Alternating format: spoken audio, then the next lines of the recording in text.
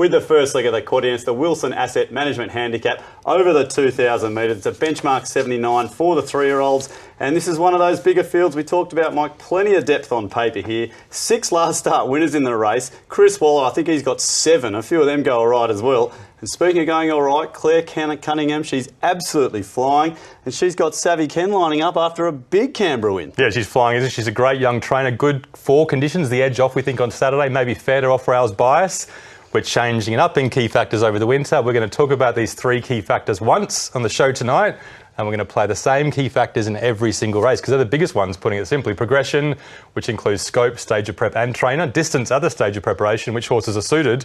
And a good for Randwick. We're pretty sure that's the conditions we'll get on Saturday. Okay, so plenty of progression here at key factors as well. Let's get stuck into it then. The first leg, we'll have a look at the market. And Live and Free continues to be supported. $2.80 into $2.60 today. What a win that was last start. All two hoying out to $8 there. There's Merivee at the 8 line as well. Savvy Ken after that big win in Canberra, as we said, $9. Then out to Turnberry, Ombudsman, a little bit of support there, Mike, but Live and Free, they keep coming for this one, $2.80 into $2.60 today. Yeah, there's got to be every reason to back this horse after its last start win. And these 3-year-olds, they're progressing all the time, their form ratings are changing all the time, and we didn't think this horse was going to do this last start. Watch this replay and admire this run. It had the box seat run, it had the right trail off a slow tempo race with a long sprint, but beautifully ridden, comes up the inside and puts a massive margin on them, Stu. It was under a good hold there till about the 300, wasn't it? Then away he went. Look at this. I just love the margins this horse puts on them, as you said. A horse is going places, I say. Yeah, there's winners behind it, so the form lines have been stamped. Obviously, Merivee, bit of a boom horse, but safely held in 4th there. It was a very different race to what it'll face on Saturday, though, but you can't deny a great win. No, fantastic win. And that man, Chris Waller, he's always got a horse that's going to threaten in a race like this. And we're looking at Ombudsman here, Mike. We're going back to Hawkesbury. This is 1800. You can see the horse just starting to peel out wide here. This is a good win as well, another by a length. Yeah, it's a fantastic win. I mean, the form ratings are not particularly strong. The time was okay.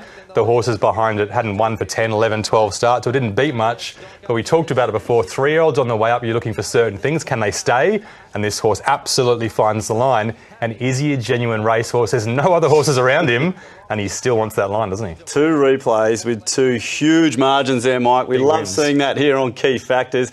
Okay, it's Key Factors time, so let's have a look at the form now. Then we're going to get stuck into those 4 key factors, as you said. Take it away, Mike. We're looking for the gold bars. No points for guessing. Pretty simple analysis. Live and Free, big gold bar, but Savvy Ken, with some group form from 2 starts ago, he's not too far away. Well, there he goes, Live and Free, right out in front as we get this race started. Looking into progression, Mike. Yeah, progression, you base it partly on data, partly on gut feel, don't you? Which horses do you think have the biggest upside?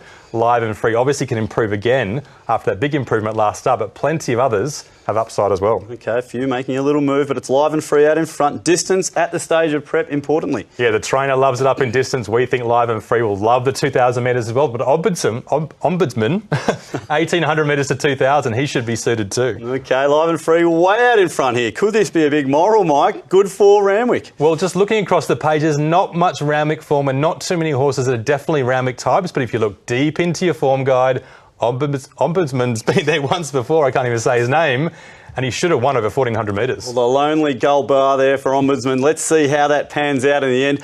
Look, 2 of these really big winners, Mike. This field is really, really stretched out. Time for a bet here, $2.80 into $2.60. The money's come. You've mentioned maybe a couple of little risks there, but looking down the page there, what's going to jump out of the ground and beat this? This is just looking like a good thing, isn't it? Well, it could be a good thing, but so many risks. I think in these 3-year-olds, the form lines can change. It could take a step back. It could take a step forward. Any of those horses could improve 2, 3, 4 lengths on Saturday. So you don't 100% know what's going to happen with these lightly raced types. But on what they've done so far, you've got to go Live and Free. John O'Shea's come back to training on his own, and he's obviously going well. He likes this horse. I think he can improve.